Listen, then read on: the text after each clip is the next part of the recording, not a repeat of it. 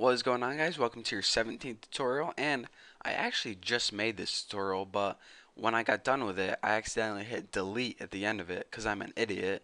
So now I have to make the entire thing again, but I mean, at least I had practice making it. So alright, let me take a deep breath and let's do this again, but for you guys it would be like the first time. So anyways, what I want to talk about in this tutorial is complex conditions. So in the last tutorial we saw that if we wanted to test more than one condition, then what we had to do is embed an if within another if. So basically, if we wanted to test my first name was Bucky, then we go ahead and we made an if statement. And then we wanted to test my last name was Roberts, so we go ahead and we stuck if statement inside of that. But actually, I want to let you guys in on a little secret.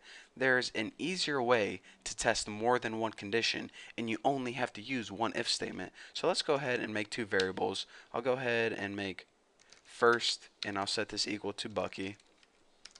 And I'll go ahead and make another variable, and I'll name this last, and I'll set this equal to Roberts. Make sure I spell my last name right though, Roberts. And now let's go ahead and make an if statement. So before we needed to make two whenever we want to test two conditions, but now I told you guys you can test two conditions using one if statement. So in order to test two conditions, the first thing you need to do is this.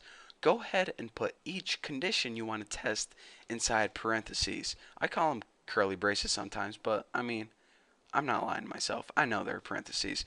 So the first thing I want to test is that first variable is equal to the name Bucky. And now go ahead and stick the next condition you want to test in parentheses. So now I want to test that that last variable is equal to my name Roberts. So Roberts. So you're saying, alright, that's simple enough. You have two conditions in here that you want to test. Simple enough, but you're not done yet. The last thing that you need to add is in between them, go ahead and above the 7 there's a key called ampersand. Go ahead and hit that twice.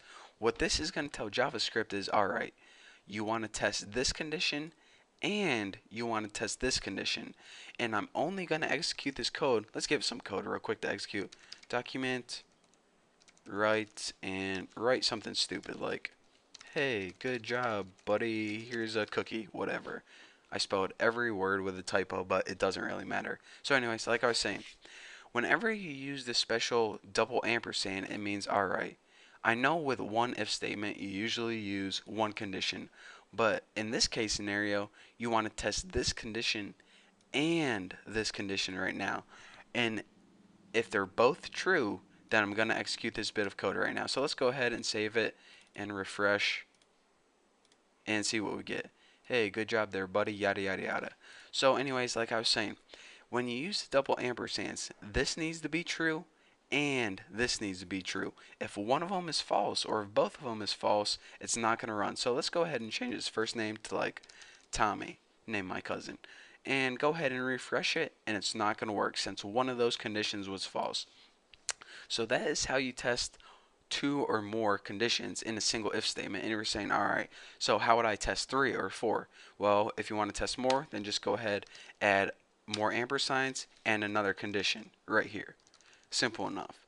So now that I told you guys about that special and, let's go ahead and delete this. And I want to teach you guys about another way that you can test complex conditions, and that's using the or. So let's go ahead and make a simple if, and let's go ahead and document write, whoa, wrong symbols there. Let's write bacon. It really doesn't matter what you write in there. And now, say you come across this scenario.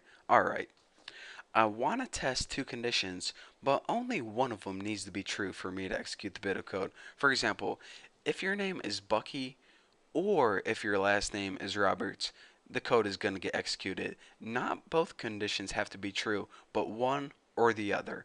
Well, let's go ahead and I'll show you how to do that. Just like before, you go ahead and write your two conditions in here. If first is equal to Bucky and last is equal to Roberts, and now you're saying, alright, go ahead and put those double and signs. Well, when you're using or, you actually use this sign It's called, I think it's called the pipe symbol or something. It's above the enter key or the return key on your keyboard. And I guarantee you just look there right now. So don't lie. I know you just looked there. You can't resist. So anyways, when we use the or sign, let's go ahead and run this and see what happens. It says bacon, but you're saying, all right, well, we said if first is equal to Bucky and first is actually equal to Tommy, so why would this run? The reason it ran is because this last name was indeed equal to Roberts. So again, only one of these conditions has to be true in order for this code to run. If both of them are false, if first one equals Tommy and last one equal Tom Hanks, then they're not going to be equal to Bucky or Roberts. So whenever you try to go and run this, nothing happens. So again, with or, either this one has to be true or this one has to be true. And if they're both true, Tommy and Hanks, it's going to run. So if they're both true or this one, it's going to run. It's basically saying as long as one of the conditions is true, I'm going to go ahead and do the code you told me to do. So anyways, just like before, if you want to add more, just go ahead and add more pipe symbols and more conditions right in here. But that's the basics of this tutorial and testing complex conditions. It might save you some time from nesting a bunch of if statements. Again, if you want to test one or more condition and they all need to be true, then use the double and sign, just like that. If you want to test two or more conditions and only one of them needs to be true, then go ahead and use those or signs or pipes or whatever the heck you call them, just like that. So that's the basics of that, and don't forget that it's not only two, but you can add an unlimited number of tests just by adding more signs and more break, or what they call parentheses. So that's all I have for you guys for this tutorial. Hopefully whenever I stop this tutorial, I'm actually going to save it this time and not delete it, because well, I guess if I delete it this time, then you guys would never be hearing this. But anyways, thank you guys for watching. Don't forget to subscribe, and I'll see you guys next video.